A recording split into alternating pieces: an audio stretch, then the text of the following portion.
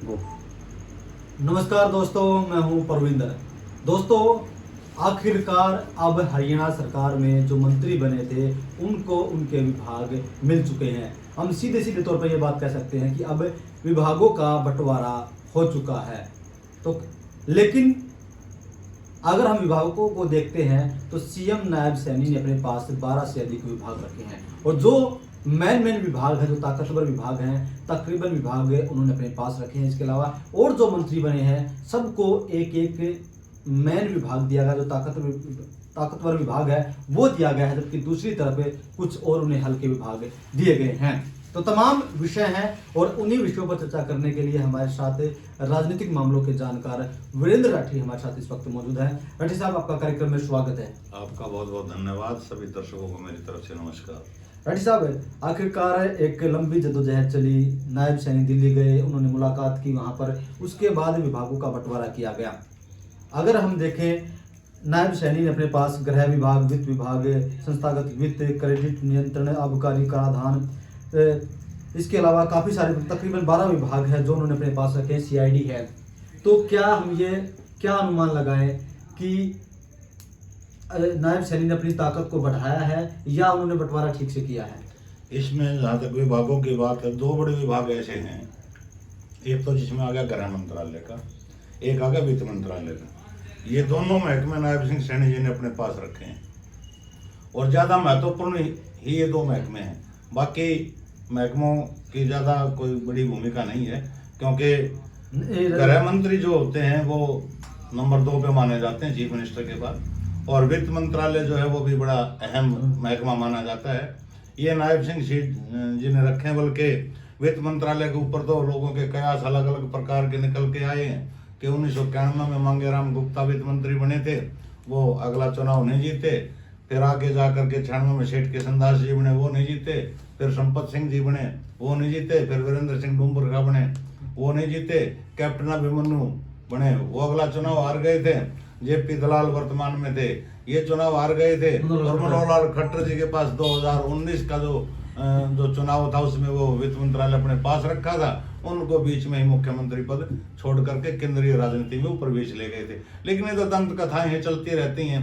पहले ये भी चला करती हरियाणा में कि एजुकेशन मिनिस्टर दोबारा चुनाव नहीं जीतता। गीता भुक्कड़ जी लगातार 3 चुनाव उसके बाद जीती हैं। और पहले चला करता कि स्पीकर भी दोबारा चुनाव नहीं जीतते, रघुवीर कादियान भी लगातार चुनाव जीते हैं। और सतनाड़ी के अंदर कहा करते कि हरियाणा का जो मुख्यमंत्री चला गया वो दोबारा मुख्यमंत्री नहीं बना।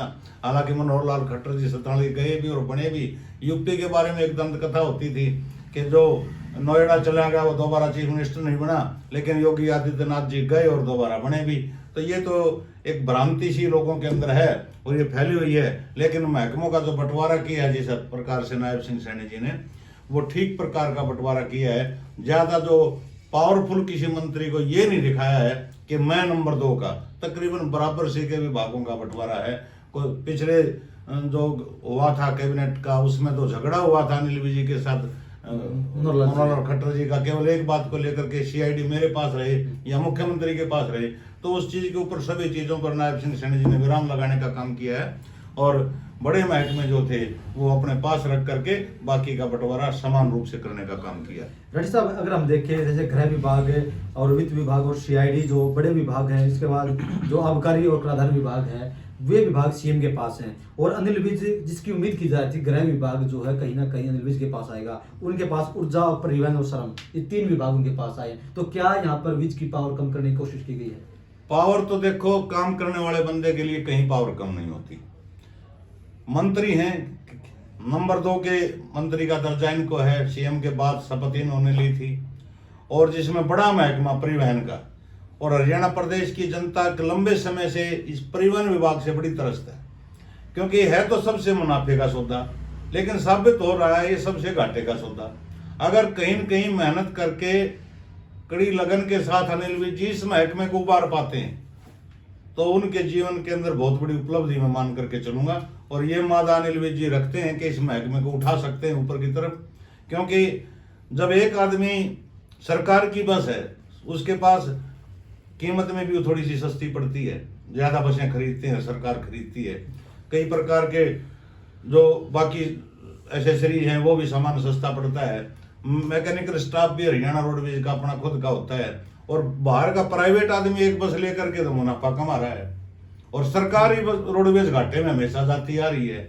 इसका क्या कारण है? तो इसमें बहुत बड़ा एक गेम कहीं न कहीं चल रहा है, और अनिल विज जी से प्रदेश की जनता और मैं विशेष रूप से ये उम्मीद लगाए बैठा हूँ कि इस महकमे को अगर वो उभार पाते हैं ना, तो उनके जीवन का सबसे बड़े कामों में ये एक काम होने वाला है। डॉक्टर साहब, कहा यह जा रहा है कि जिस तरीके से विभाग नायब सैनी अपने पास रखे हैं, वो कहीं ना कहीं मनोहर लाल और भूपेंद्र सिंह हुड्डा से भी पावरफुल सीएम बन गए हैं। देखो, सीएम तो पावरफुल होता ही है, सारी पावर जो है ना, के अंदर जो ताकत होती है, केंद्र बिंदु होता है, वो मुख्यमंत्री ही होता है।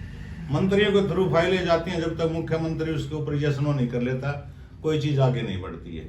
लेकिन इन्होंने के किसी को घर दे दिया, उसको अगर सीआईडी नहीं दिया या वित्त दे दिया, तो इस प्रकार के कहीं मनमुटाव से मंत्रियों के बीच में ना हो जाएं कि भाई जरूरी महकमे फला आदमी को दे दिए, मेरे को नहीं दिए। उन्होंने अपने पास रख लिए। हो सकता है भविष्य के अंदर कोई मंत्री अच्छा काम करेगा तो उनको ऊपर ये बहुत एक्स्ट्रा डिपार्टमेंट उनको दे दिया जाए। इतने महकमे तो सीएम की तो सिरदर्दी बढ़ती है ज्यादा। जो ज्यादा महकमे अपने पास रखेंगे तो बहुत ज्यादा काम का दबाव रहता है, फाइलें निपटानी होती हैं, बहुत बर्डन का काम है। हो सकता है कि 2-4 महीने में धीरे धीरे करके जो ठीक आदमी काम करेंगे उनको 1-2 महकमा और दे दें। डॉक्टर साहब, जिस तरह कृष्णलाल पवार की बात करें तो उन्हें विकास और पंचायत विभाग, खनन विभाग उन्हें दिया गया है। पंचायत विभाग को लेकर कहा जा रहा था कि महिपाल ढांडा को ये विभाग मिलेगा, क्योंकि पिछले दिनों हमने देखा कि सरपंच जो हैं वो काफी नाराज दिखे सरकार से, और सरकार ने उन्हें मनाने की कोशिश भी की, और इसलिए कयास ये लगाया जा रहा था किसी जाट को जो है पंचायत महकमा दिया जाएगा। तो क्या आपको लगता है कि यहाँ पर बेहतर काम होगा? देखिए, बात जाति की इसमें नहीं है। मंत्रिमंडल से लेकर के जातीय समीकरणों को साधना तो पड़ता है, लेकिन डिपार्टमेंट में ज्यादा नहीं साधना पड़ता। सरपंचों में तो आज देखो महिलाओं की रिजर्वेशन भी है, इसमें तो बीसी की रिजर्वेशन भी है, एससी रिजर्वेशन भी है। तो इसमें अगर वो चीज देखो तो किसी आदमी को दे दो, वो सभी जातियों को रिजर्व करने वाला महकमा है। तो इसमें जाति विशेष को लेकर के कहीं न कहीं एक एक्सपीरियंस मानना होगा कि राज्यसभा के मेंबर भी रहे हैं, पूर्व में भी मंत्री रहे हैं, भाई वो सीनियर आदमी हैं, वो भी अच्छी प्रकार से इस काम को संभालेंगे। और महिपाल ढांडा जी का तो एक कयास सोशल मीडिया के कयास थे कि फलां को फलां महकमा, फलां को फलां महकमा, लेकिन जब फाइनल हो जाता है राजनीति में उसके बाद ही होता है। अगर हम देखते हैं, राव नरबीर को ऊर्जा और परिवहन विभाग दिया गया है, और इसके महिपाल ढांडा को विद्यालय शिक्षा के बारे में, एक स्कूलों के बारे में। परिवहन इनको नहीं मिला होगा, परिवहन तो अनिल विज जी को है, ऊर्जा और परिवहन तो राव नरबीर सिंह जी का इसमें शर्म का है, और लगता है ये इसमें गलत है, मिस्टेक हुई है थोड़ी सी इसमें। अगर महिपाल ढांडा जी के बारे में बात करते हैं तो इसमें जो शिक्षा है वो प्रदेश की शिक्षा के ऊपर कई बार सवाल उठते हैं कि बच्चे स्कूल में नहीं जा रहे हैं, स्कूलों का बुरा हाल है, बिल्डिंग नहीं है, अध्यापकों को भी कटौती की जा रही है। तो क्या आपको लगता है कि यहाँ पर बेहतर काम होने की आवश्यकता है? देखिए, 2-3 महकमे ऐसे हैं जहाँ जिंदाबाद और मुर्दाबाद के नारे किसी को मंत्री बना लो, हर मंत्री के पक्ष में और विपक्ष में लगते हैं। एक तो सबसे बड़ा महकमा है एजुकेशन का, वो मिला है महिपाल ढांडा जी को, और एक होता है पंचायतों वाला। ये सीधे लोगों से जुड़, सबसे ज्यादा कर्मचारी एजुकेशन डिपार्टमेंट में, और सरपंचों का जो जुड़ाव है, करीब 7,500 गांव हैं, करीब 9-10 हजार पंचायतें हरियाणा प्रदेश के अंदर हैं, तो पंचायतें, बड़ा व्यापक दायरा है दोनों महकमों का। तो इस महकमे का जो भी मंत्री होता है उसके ऊपर नैतिक रूप से एक दबाव होता है अच्छा काम करने का और बेस्ट करने का। और महिपाल ढांडा जी ऊर्जावान युवा नेता, लगातार 3 बार विधायक का चुनाव जीत करके आए, और हर बार अपने जीत के मार्जिन को बढ़ाया, और बहुत बड़ा ट्रस्ट जो है नायब सिंह सैनी जी ने उनके ऊपर किया है। और जो आज मेरे को सूचना मिली है किसी के माध्यम से, आज ही उन्होंने कुछ एक्शन में आना शुरू हो गए हैं। एक्शन में तो भारतीय जनता पार्टी के जीते और हारे हुए प्रत्याशी है ना, वो सारे के सारे मोड पे हैं। क्योंकि राव नरबीर का अपने अधिकारियों की क्लास लेते हुए वीडियो देखा होगा, अनिल विज जी का सुना होगा। भादरगढ़ के अंदर भी बीजेपी के हारे हुए प्रत्याशी ने स्पष्ट रूप से कहा है कि भाई चलान वलान मैं नहीं कटने दूंगा, और जो ढंग से काम नहीं करेगा वो मेवात मिलेगा। या तो जोश ज्यादा है, लेकिन जोश के साथ सभी मंत्रियों को होश की जरूरत है। होश में रह के काम करेंगे तो जल्दी काम होगा और अच्छा काम होगा। और मैं उम्मीद मानता हूं कि जो महकमा शिक्षा का महिपाल ढांडा जी को मिला, एजुकेशन का, ये बड़ा अच्छा कारगर कदम उठा करके जो कर्मचारियों के हित का भी होगा और विद्यार्थियों के हित के कार्य भी होंगे, उनको सुचारू रूप से आबाद गति से आगे बढ़ाएंगे। डॉक्टर साहब, क्या ये एक चलन बन गया है, जब भी कोई नया मंत्री बनता है तो वो कुछ नया करने की कोशिश करता है पहली बार? जैसे गोयल ने किया था, उन्हें परिवहन मंत्रालय मिला पिछले दिनों, तो वो बस में जाकर सफर करने चले गए थे। हालांकि इस बार वो हार गए हैं। अनिल विज ने भी खूब मेहनत की थी, छापे मारे थे उन्होंने पुलिस थानों में। घनश्याम शराब की मुझे याद आती है, उन्होंने जब मंत्री थे उन्होंने जो पानी की टिकिया थी उन पे छापे मारे थे। तो क्या ये ट्रेंड सा बन गया है? शुरुआत में ये करते हैं लेकिन बाद में सब कुछ भूल जाते हैं। देखो, एक खरबूजे को देख करके खरबूजा रंग बदलता है, एक कहावत है। दिल्ली के अंदर केजरीवाल जी की जब पहली बार सरकार बनी 47 दिन के लिए, और जिस प्रकार का दौर वहां पे चला और जिस प्रकार के छापेमारी उन्होंने शुरू की, उसी ट्रेंड को प्रदेश के कई प्रदेशों के अंदर, देश के अंदर अपनाएगा। ये अच्छी बात है, अच्छी बात की अनुसरण करना चाहिए कि कोई भी पार्टी हो, कोई भी सरकार हो। फिर अनिल विज जी ने जिस प्रकार से ये काम किया, उसको देख करके दूसरे अधिकारियों ने भी किया। पुराने जमाने में हम सुनते थे इस प्रकार की बातें कि फला मंत्री ऐसा होता था, जैसे चौधरी मीर सिंह राठी की बात सुनते थे कि वो भ्रष्टाचारी अफसर होता था, उसको बुला करके पब्लिक के बीच में पैसे वापस दिलाते थे कि तूने इसे इतने रुपए लिए, इसको वापस दे अभी। बहुत पुराने समय की बात है, हम तो बहुत छोटे बच्चे हैं, हमने तो अपने बड़े बुजुर्गों से ही सुना है ऐसे मंत्रियों के बारे में। और उसी प्रकार का दौर हरियाणा में अगर बढ़ रहा है और सारे मंत्री इस प्रकार के लिए कटिबद्ध, अगर वचनबद्ध हो रहे हैं कि हम भ्रष्टाचार नहीं होने देंगे, तो हरियाणा में मानता हूं कि स्वर्ग बन जाएगा 5 साल के अंदर। तो यानी कि यहाँ पर काम करने की आवश्यकता जरूर है। हर जो मंत्री अपना कटिबद्धता दिखा रहे हैं, उससे लगता है कि वे सारे मंत्री और मुख्यमंत्री जी का नारा एक है कि भ्रष्टाचार मुक्त हरियाणा बन करके रहे और विकास के पथ पर आगे बढ़े। और सभी के बयान जो आए काफी सकारात्मक बयान आए। डॉक्टर साहब, एक फिल्म थी नायक फिल्म, अनिल कपूर की फिल्म थी, तमाम लोग लोगों ने फिल्म को देखा है। तो लोग कहते हैं कि इस तरह का सीएम होना चाहिए, जैसे इस फिल्म में दिखाया गया कि तुरंत एक के बाद एक एक्शन लिए जाने चाहिए। तो क्या ये रियल लाइफ में इस तरह का एक्शन संभव है?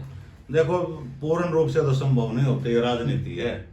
इसमें आपने कई नेताओं के बयान तो चुनाव के दौरान भी सुने होंगे ना कि वह बगैर घोटाले के क्या सरकार चलती है। शमशेर सिंह गोगी जी ने कहा था, और ये कहा था पहले अपना घर भरेंगे, फिर रिश्तेदारों का, कार्यकर्ताओं का भरेंगे। तो इस प्रकार के बयान देना तो आसान होता है, उनके ऊपर अमली जामा पहनाना बड़ा कठिन काम है। कुछ प्रयास जरूर हुए, जैसे मैंने कहा कि अरविंद केजरीवाल जी ने दिल्ली के अंदर किया, भगवंत मान ने जब प्रयास किया था, यहाँ भारतीय जनता पार्टी की सरकार ने जो अतीत में अनिल विज जी ने किया, या विपुल वो जो गोयल साहब थे जो परिवहन मंत्री थे उन्होंने किया, और भी कई मंत्री थे जिन्होंने जाके छापेमारी अपने कार्यालयों के अंदर की, अपने अधीनस्थ जो कर्मचारी थे उनके अंदर जो कार्यालय आते थे। और फिर मंत्री तो स्टेट का होता है, ठीक है, डिपार्टमेंट उसको एक दो मिलते हैं, लेकिन ओवरऑल मंत्री तो उस प्रदेश का ही है, किसी भी महकमे में जाकर के छानबीन कर सकता है, पूछताछ कर सकता है। अगर भ्रष्टाचार के ऊपर और अंकुश लग गया तो वाकई में हरियाणा का स्वर्ण युग की शुरुआत में कह सकता हूँ कि हो जाएगी। डॉक्टर साहब, एक सबकी नजरें जो है श्रुति चौधरी और आरती राव पर टिकी हुई थी कि आखिरकार इन्हें क्या मिलेगा। श्रुति चौधरी को महिला एवं बाल विकास, जल संसाधन मिला है, और दूसरी तरफ जो स्वास्थ्य महकमा है वो आरती सिंह को दिया गया है। तो पहली बार विधायक बने हैं, क्या इनके सामने चुनौतियां रहेंगी? क्या आपको लगता है कि यहाँ पर एक अच्छा बेहतर काम करेंगे? इनके लिए कोई चुनौती नहीं, पारिवारिक पृष्ठभूमि ऐसी दोनों पहली बार विधायक बने, मैं इसलिए कहा है। भले ही विधायक पहली बार बने, लेकिन परिवार में राजनीति 3 पीढ़ी से है। जिनके दादा सीएम भी रहे हैं, आरती राव के दादाजी भी चीफ मिनिस्टर रहे, श्रुति चौधरी के दादाजी भी चीफ मिनिस्टर रहे, इनके पिताजी भी मंत्री रहे, इनके पिताजी भी मंत्री रहे, इनकी माँ भी मंत्री रही, चलो उनकी माँ मंत्री नहीं रही तो उनके चाचा और एमएलए रहे दूसरी पार्टियों से भी। तो नस नस में राजनीति है, पूरा ज्ञान है, पूरे अधिकारियों का, डिपार्टमेंटों का रोड मैप इनके माइंड में है। कोई भी महकमा मिल जाओ, दोनों एक्सपीरियंस के हिसाब से सुचारू रूप से महकमे को आगे बढ़ाएंगे। तो अब नायब सिंह को जिस तरीके से लोगों ने उन्हें उम्मीदें दी थी, एक उम्मीद भरी नजरों लोगों ने देखा था, महकमों का बंटवारा हो चुका है, तो अब क्या सरकार का प्लान रहना चाहिए? किस तरीके से सरकार को आगे बढ़ना चाहिए? अब तो देखो, सरकार में प्रोटेम स्पीकर की नियुक्ति कर दी है डॉक्टर रघुवीर कात्यायन की। अभी भी सेशन बुला करके सभी विधायकों का पहले शपथ ग्रहण होगा, ओथ के बाद फिर जो है विपक्ष का नेता कांग्रेस कब चुनेगी उसके बारे में तो हम टिप्पणी अभी क्या करें, चुन लेगी तभी चर्चा करेंगे, क्या पता 2 दिन ले 4 दिन ले। और जब विधानसभा का सत्र चलेगा, उस सत्र के अंदर ही एहसास हो पाएगा कि विपक्ष अगर जनहित के कार्यों के अंदर सरकार का कितना साथ देता है। अगर कोई हरियाणा प्रदेश की जनता के विरोध का प्रस्ताव आता है तो उसके ऊपर क्या रुख रखता है और कितना कड़ा रुख रखता है।